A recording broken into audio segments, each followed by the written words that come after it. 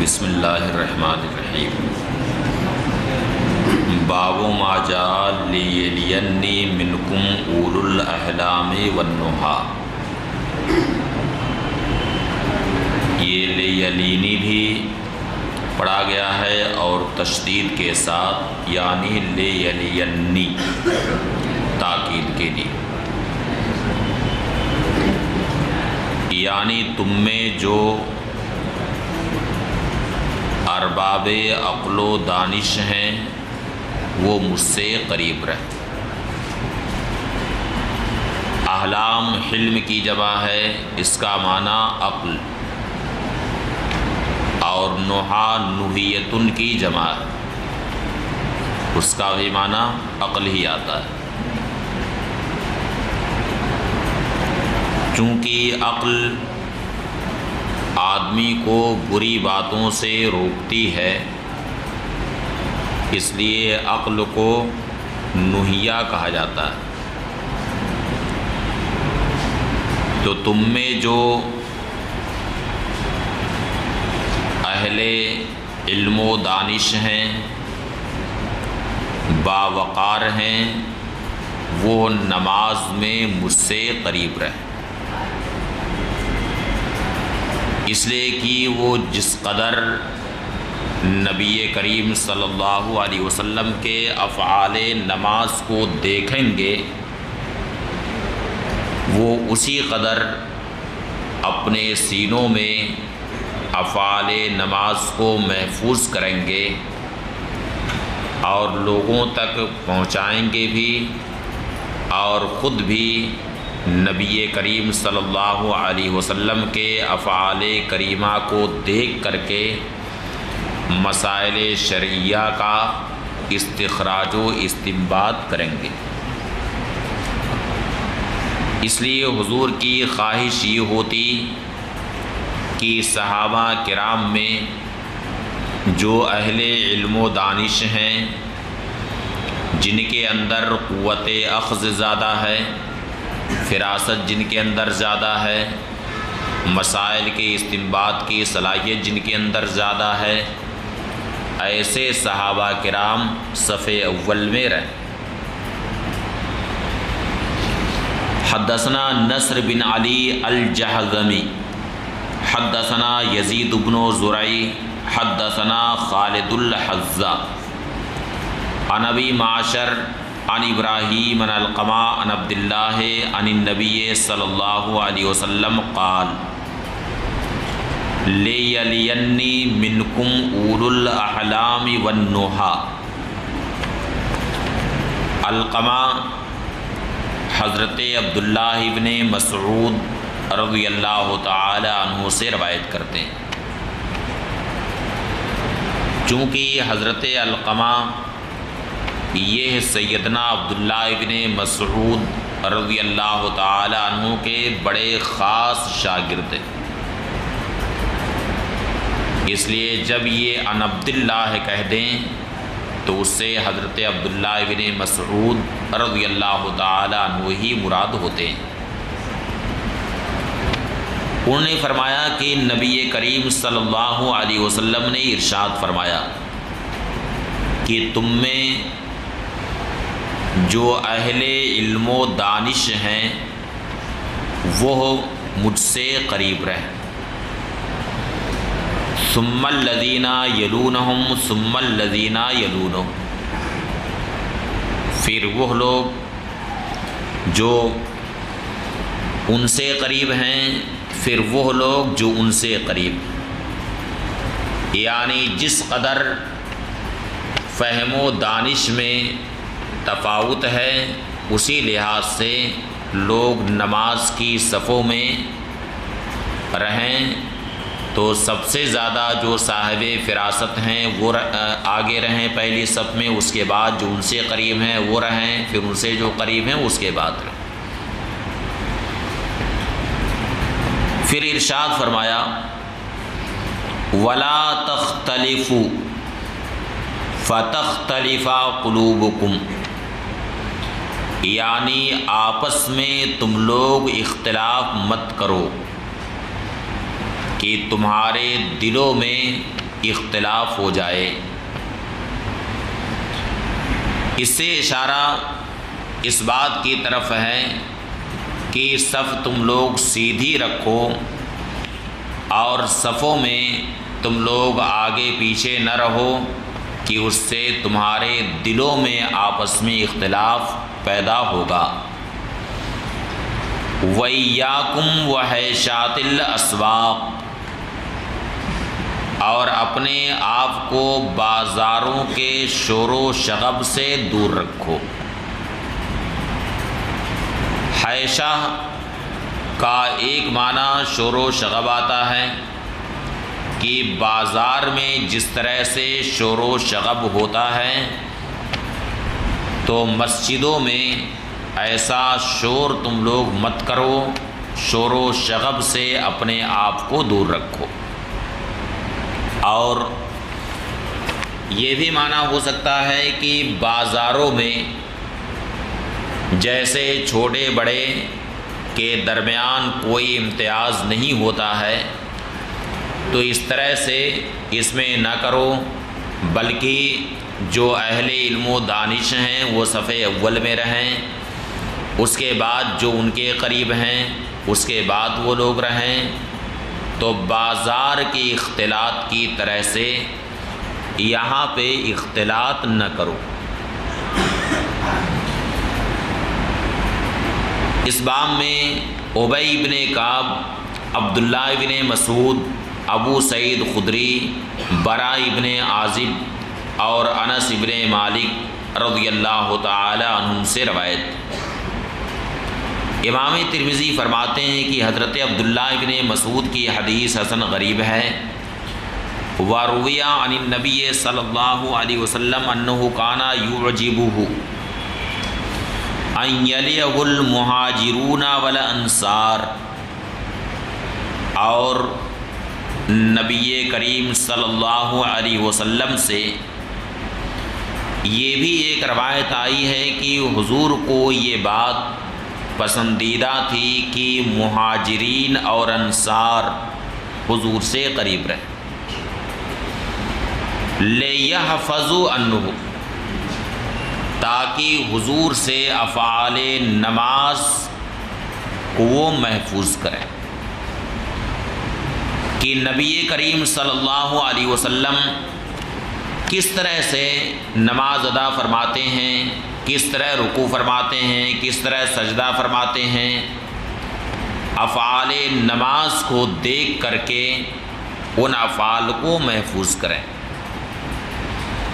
باقی وہ لوگ جو انصار و مہاجرین میں سے نہیں ہوتے، مثلاً وہ اعراب میں سے ہوتے تھے،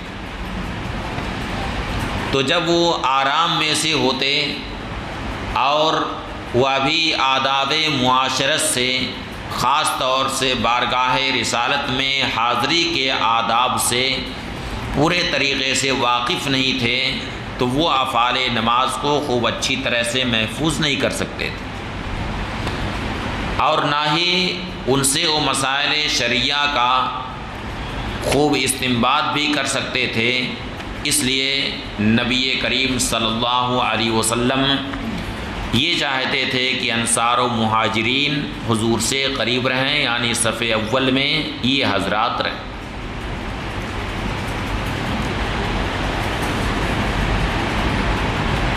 اور اس تعلق سے، یعنی بعض اعراب کے تعلق سے کچھ واقعات بھی احادیث میں آئے ہیں، اور ان کے ذکر کا موقع بھی نہیں ہے۔ حاصل یہ ہے کہ ان کے اندر وہ استعداد نہیں ہوتی تھی، اس لیے حضور چاہتے تھے کہ انصار و مہاجرین صف اول میں رہیں۔ اس حدیث کے رجال میں ایک ہیں خالد الحذا، دیکھیے نام ہے نا خالد الحذا کا، یہ خالد ابن مہران، ان کی کنیت ابو المنازل۔ سمعت محمد ابن اسماعیل یقول، میں نے امام بخاری سے سنا، وہ فرماتے ہیں کہ خالد الحذا، حذا کا معنی جوتا بنانے والا، ما حذا نعلن قط، انہوں نے کبھی بھی جوتا نہیں بنایا، لیکن ایک جوتا بنانے والے سے ان کی دوستی تھی، اسی کے پاس بیٹھا کرتے تھے، اس لیے انہیں کیا کہا جانے لگا؟ حذا کہا جانے لگا۔ انما کانا یجلس الی حذائن، انہوں نے کبھی بھی جوتا نہیں بنایا، البتہ یہ ایک جوتا بنانے والے کے پاس بیٹھتے تھے، فنسب الیہ، تو انہی کی طرف منسوب کر دیا گیا۔ وابو معشر اس کے راویوں میں سے ہیں، ان کا نام زیاد ابن قلیب۔ باب ما جاء فی کراہیت الصف بین السواری، سواری یہ ساریتن کی جمع، ستون، یہ باب ہے ستونوں کے درمیان صف لگانے کی کراہیت کے بیان میں۔ ظاہر ہے کہ اگر ستونوں کے درمیان صف لگائی جائے تو ستونوں کی وجہ سے صف کٹ جائے گی، اس لیے بلا ضرورت ستونوں کے درمیان آدمی صف بندی نہ کرے۔ ہاں اگر شدید ازدحام ہے کہ اب کہیں جگہ ہی نہیں ہے مسجد میں تو موضع ضرورت مستثنیٰ ہے، اس لیے اضطرار کی حالت میں یعنی ضرورت کی حالت میں اگر ان کے درمیان کھڑا ہو جائے تو اس میں پھر رخصت ہے۔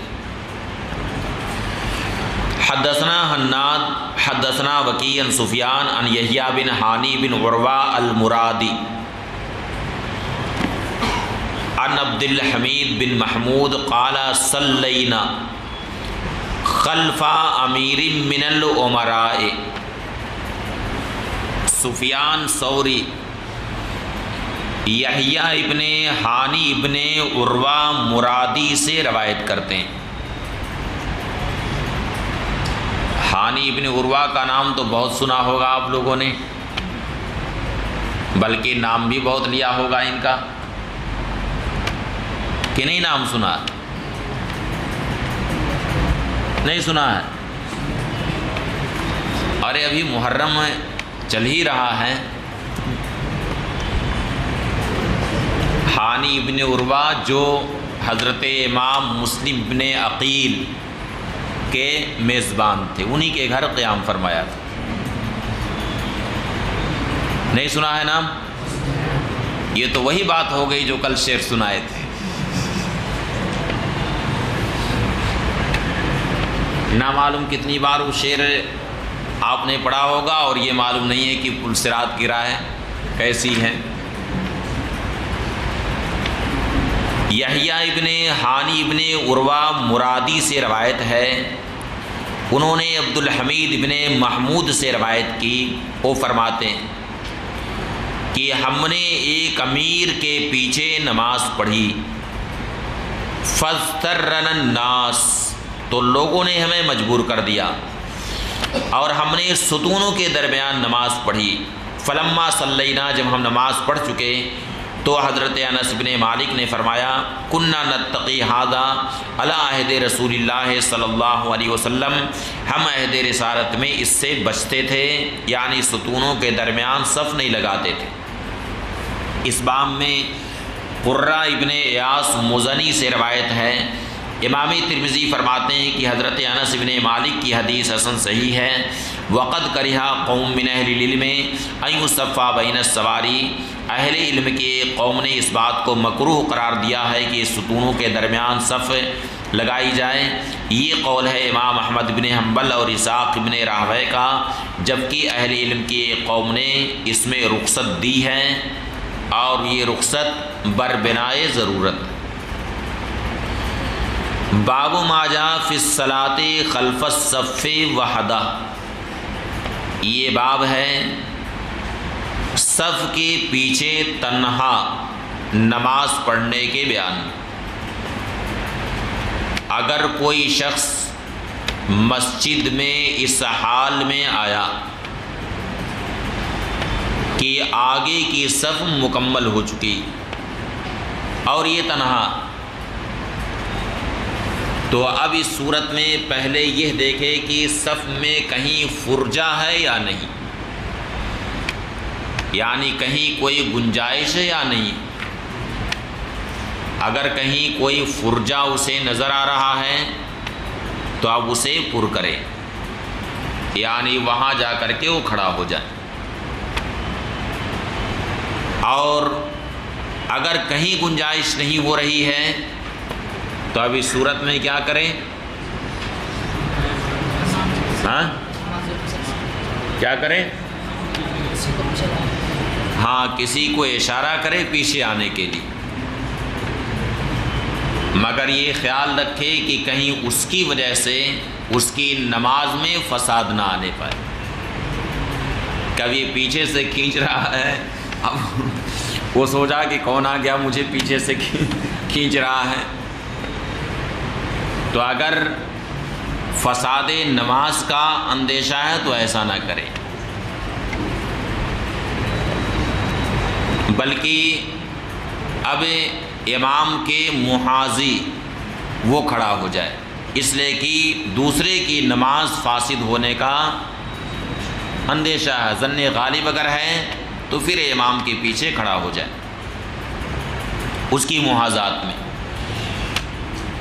حدثنا حناد حدثنا ابو الاحوص عن حسین عن ہلال بن یساف قال اخذ زیاد بن ابی الجاد بیدی ونحن بالرقۃ فقام بی علی شیخ. ہلال ابن یساف سے روایت ہے کہ زیاد ابن ابی الجاد نے میرا ہاتھ پکڑا اس حال میں کہ ہم مقام رقہ میں اس وقت تھے.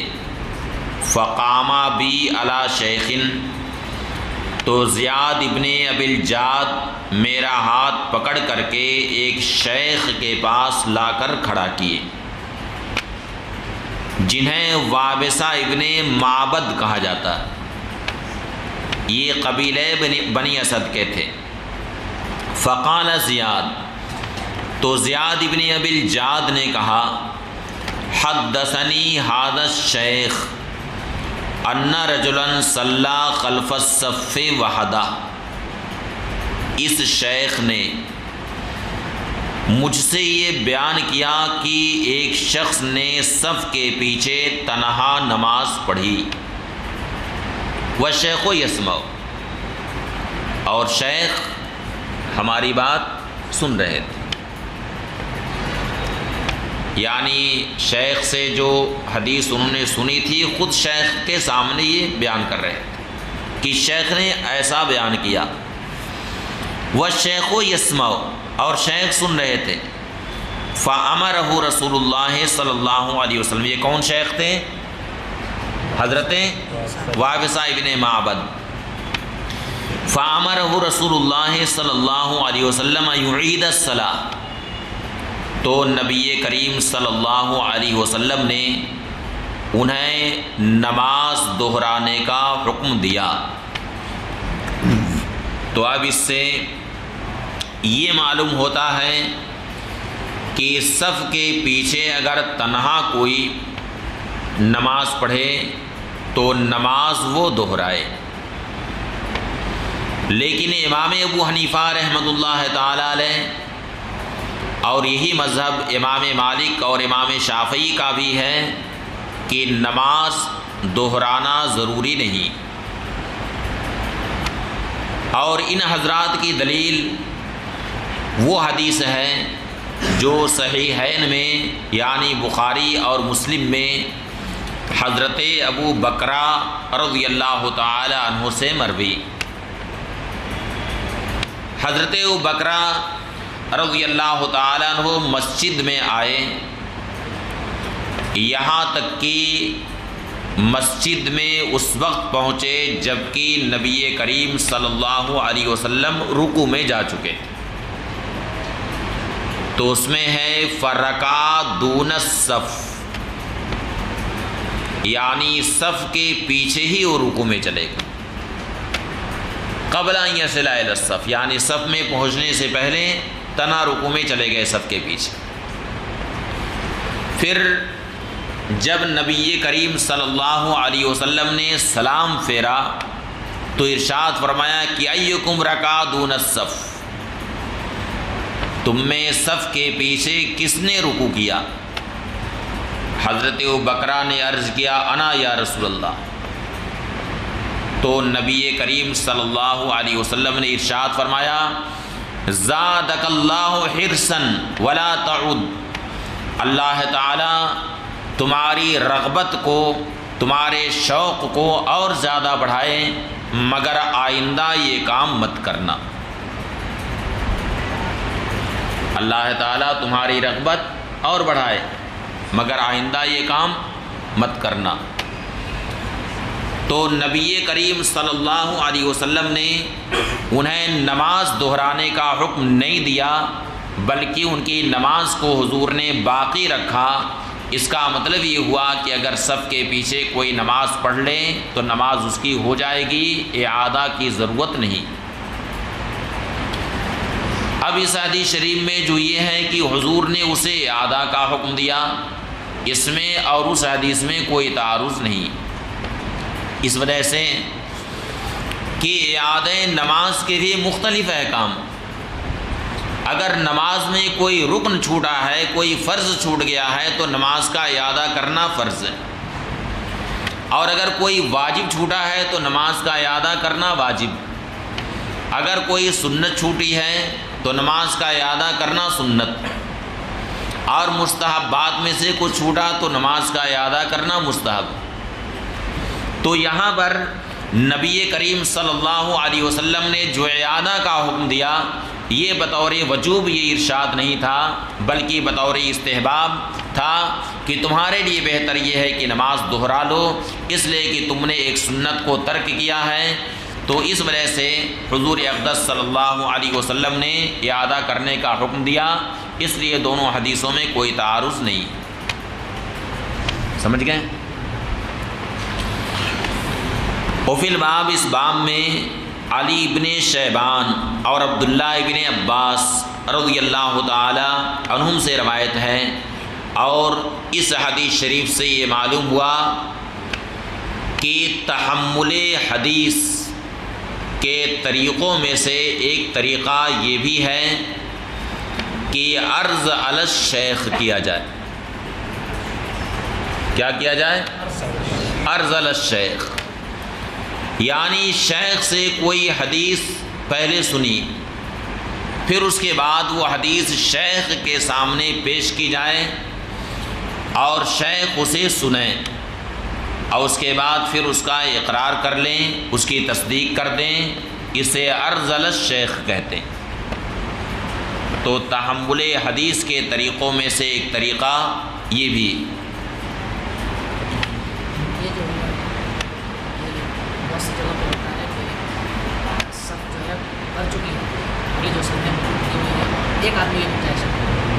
تو اس ایک آدمی کی گنجائش ہے تو وہاں جا کے کھڑا ہو جائے۔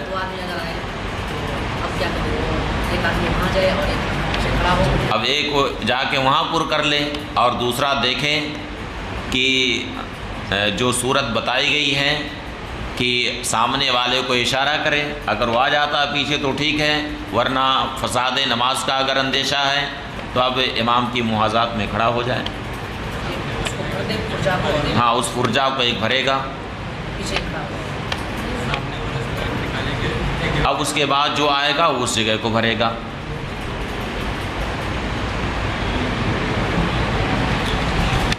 قال ابو عیسیٰ، امام ترمذی فرماتے ہیں کہ وابصہ ابن معبد کی حدیث حسن ہے۔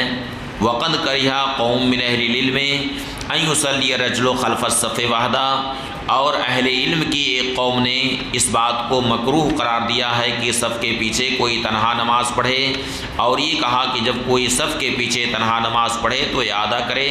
یہ قول ہے امام احمد بن حنبل اور امام اسحاق بن راہویہ کا۔ وقد قال قوم من اہل العلم تجزئہ اذا صلی خلف الصف وحدہ، اور اہل علم کی ایک قوم نے یہ کہا کہ جب کوئی صف کے پیچھے تنہا نماز پڑھے تو اس کی نماز ہو جائے گی۔ یہ قول ہے امام سفیان ثوری، امام ابن المبارک اور امام شافعی رحمۃ اللہ تعالی علیہم کا۔ وقد ذهب قوم من اہل الکوفہ الی حدیث وابصہ بن معبد، اور اہل کوفہ کی ایک قوم وابصہ ابن معبد کی حدیث کی طرف بھی گئی۔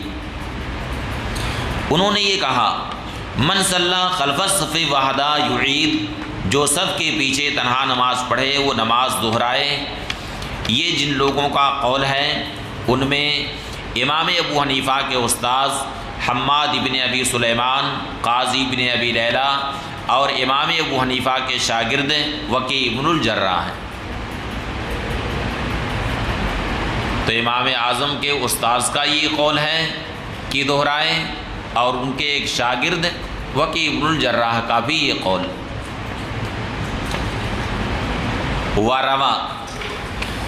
وروی حدیث حسین عن ہلال بن یصاف غیر واحد، اور حسین کی حدیث جس کی روایت انہوں نے ہلال ابن یصاف سے کی ہے، کئی ایک لوگوں نے ویسے ہی اس کی روایت کی ہے جیسے ابو الاحوص کی روایت ہے عن زیاد بن ابی الجعد عن وابصہ فی حدیث حسین ما يدل علی ان ہلالا قد ادرک وابصہ۔ حسین کی حدیث میں ایک ایسا لفظ ہے جو اس بات پر دلالت کر رہا ہے کہ ہلال کی ملاقات وابصہ ابن معبد سے ہوئی۔ ایک ایسا لفظ ہے جو اس پر دلالت کر رہا ہے، اس لیے کہ ہلال ابن یصاف کیا کہتے ہیں کہ زیاد ابن ابی الجعد نے میرا ہاتھ پکڑا اور مجھے لے کر کے ایک شیخ کے پاس آئے جن کا نام کیا تھا؟ وابصہ ابن معبد۔ تو اس سے یہ معلوم ہوا کہ وابصہ ابن معبد سے ان کی ملاقات ہوئی ہے۔ فاختلف اہل الحدیث فی ھذا، تو اس میں یعنی اس حدیث کی سند میں محدثین کا اختلاف ہے۔ بعض لوگوں نے کہا کہ عمرو بن مرہ ان ہلال بن یصاف ان عمرو بن راشد ان وابصہ کی حدیث یہ زیادہ صحیح، یعنی ہلال ابن یصاف اور وابصہ ابن معبد کے درمیان عمرو بن راشد کا بعض لوگوں نے ذکر کیا، اور بعض لوگوں نے یہ کہا کہ حسین ان ہلال بن یصاف ان زیاد بن ابی الجعد ان وابصہ بن معبد والی حدیث زیادہ صحیح ہے، یعنی جس میں ہلال ابن یصاف اور وابصہ ابن معبد کے درمیان زیاد ابن ابی الجعد کا ذکر کچھ لوگوں نے کیا۔ امام ترمذی فرماتے ہیں وَهَذَا عِنْدِي أَصَحُّ مِنْ حدیث عمرو بن مرہ، یہ میرے نزدیک عمرو بن مرہ کی حدیث سے زیادہ صحیح ہے، اور ہلال ابن یصاف ان زیاد بن ابی الجعد ان وابصہ ابن معبد، یہ اس حدیث کی روایت کئی ایک لوگوں نے کی۔ حدثنا محمد بن بشار حدثنا محمد بن جعفر حدثنا شعبہ عن عمرو بن مرہ عن زیاد بن ابی الجعد عن وابصہ قال وحدثنا محمد بن بشار حدثنا محمد بن جعفر حدثنا شعبہ عن عمرو بن مرہ عن ہلال بن یصاف عن عمرو بن راشد عن وابصہ بن معبد ان رجلا صلی خلف الصف وحدہ فامرہ النبی صلی اللہ علیہ وسلم ان یعید الصلاۃ، یعنی یہ حدیث حضرت وابصہ ابن معبد کی کئی ایک طریقوں سے مروی ہے، جس میں ہلال ابن یصاف اور حضرت وابصہ ابن معبد کے درمیان کچھ لوگوں نے ذکر کیا ہے زیاد ابن ابی الجعد کا، کچھ لوگوں نے عمرو ابن راشد کا ذکر کیا ہے، اور یہاں پر امام ترمذی نے پھر دو سندیں ذکر کی ہیں۔ پہلی سند میں امام ترمذی کے شیخ کون ہیں؟ اچھا، دونوں میں محمد بن بشار ہی. اور یہ آگے جو فرق ہو رہا ہے وہ شعبہ کے بعد فرق ہو رہا. قال ابو عیسیٰ، امام ترمذی فرماتے ہیں سمعت الجارود یقول، میں نے جارود سے سنا. یقول، وہ فرماتے ہیں سمعت وکیعا، میں نے وکیع ابن الجراح سے سنا. یقول، فرماتے ہیں اذا صلی الرجل وحدہ خلف الصف، جب کوئی شخص تنہا صف کے پیچھے نماز پڑھے، فإنہ یعید، تو اس نماز کو دہرائے، اس لیے کہ اس نے ایک سنت کو ترک کیا.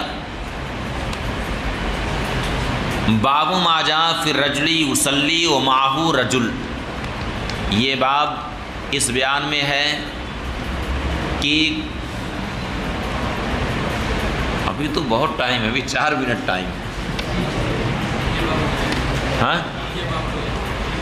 یہ باب ہو جائے گا. چلیے کوشش کرتے ہیں کہ ہو جائے. حدثنا قتیبہ حدثنا داؤد بن عبد الرحمن العطار عن عمرو بن دینار عن قریب مولا ابن عباس عن ابن عباس قال صلیت مع النبی صلی اللہ علیہ وسلم ذات لیلۃ فقمت عن یسارہ. حضرت عبداللہ ابن عباس رضی اللہ تعالیٰ عنہما سے روایت ہے، وہ فرماتے ہیں کہ میں نے ایک رات نبی کریم صلی اللہ علیہ وسلم کے ساتھ نماز پڑھی،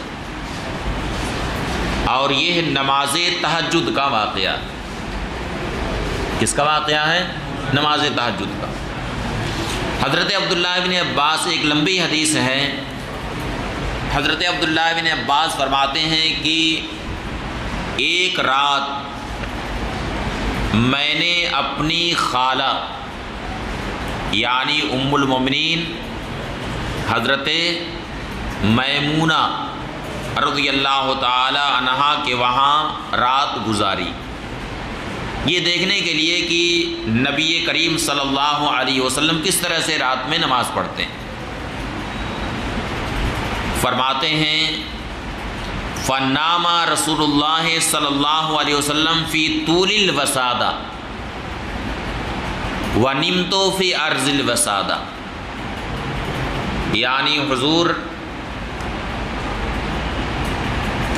کس طرح سے، یعنی وسادہ یعنی جو فرش تھا،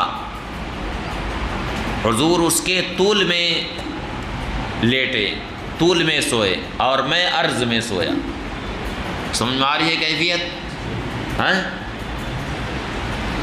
اس کے بعد پھر نبی کریم صلی اللہ علیہ وسلم رات میں اٹھ کر کے نماز پڑھنے لگے. تو فرماتے ہیں کہ میں اٹھا، اور حضرت عبداللہ ابن عباس یہ بہت ہی کم عمر تھے، صغار صحابہ میں ان کا شمار. حجۃ الوداع کے بعد خود فرماتے ہیں کہ کنت ناہست الاحتلام، یعنی میں اس وقت بلوغ کے قریب تھا حجۃ الوداع کے وقت. تو بہرحال فرماتے ہیں کہ میں نے حضور کے ساتھ ایک رات نماز پڑھی، فقمت عن یساری، تو حضور کے بائیں طرف میں کھڑا ہو گیا. فاخذ رسول اللہ صلی اللہ علیہ وسلم براسی من ورائی، تو حضور اقدس صلی اللہ علیہ وسلم نے میرا سر پیچھے سے پکڑا. فجعلنی عن یمینہ، اور حضور نے اپنے داہنی طرف مجھے کر دیا. اس حدیث شریف سے یہ معلوم ہوا کہ نفل میں بھی جماعت مشروع ہے، بشرطے کی تداعی اس میں نہ ہو. ہاں بس تراویح کی نماز ایسی ہے کہ تداعی کے ساتھ وہ جماعت مشروع. ایک تو یہ معلوم ہوا. اس سے دوسرا مسئلہ یہ معلوم ہوا کہ اگر امام کے علاوہ کوئی ایک ہی شخص ہے تنہا، تو کہاں کھڑا ہوگا؟ امام کے داہنی طرف کھڑا ہوگا. اور اس سے یہ بھی معلوم ہوا کہ نماز کے اندر عمل قلیل یہ مفسد نماز نہیں ہے. عمل قلیل نماز کے اندر مفسد نماز نہیں. اس لیے کہ نبی کریم صلی اللہ علیہ وسلم نے نماز کے اندر حضرت عبداللہ بن عباس کو اپنے بائیں طرف سے داہنی طرف کیا، تو یہ عمل قلیل ہے، اور حضور نماز پڑھتے رہے تو معلوم ہوا کہ عمل قلیل یہ مفسد نماز نہیں۔ اور اس سے یہ بھی معلوم ہوا کہ کسی بھی حال میں مقتدی امام سے آگے نہ جائے، اس لیے کہ حضرت عبداللہ بن عباس کو نبی کریم صلی اللہ علیہ وسلم نے جو بائیں سے داہنے کیا ہے تو سامنے سے نہیں گھمایا ہے، اپنے سامنے سے نہیں گھمایا ہے، بلکہ کدھر سے گھمایا ہے؟ پیچھے سے گھمایا ہے۔ اس لیے مقتدی کسی بھی حال میں امام سے آگے نہ جائے، سمجھ گئے؟ اور اس سے یہ بھی معلوم ہوا کہ امام کے لیے نیت امامت ضروری نہیں ہے، البتہ مقتدی کے لیے نیت اقتداء یہ ضروری ہے، اس وجہ سے کہ جس وقت نبی کریم صلی اللہ علیہ وسلم نے نماز شروع فرمائی تھی تو شروع میں حضرت عبداللہ بن عباس نہیں تھے، نماز میں شامل نہیں تھے، بلکہ یہ بعد میں شامل ہوئے۔ اس لیے معلوم ہوا کہ نیت امامت یہ ضروری نہیں ہے امام کے لیے، البتہ مقتدی کے لیے نیت اقتداء یہ ضروری، سمجھ گئے؟ قال ابو عیسیٰ، امام ترمذی فرماتے ہیں کہ حضرت عبداللہ بن عباس کی حدیث حسن صحیح ہے اور اہل علم کے نزدیک اسی پر عمل ہے۔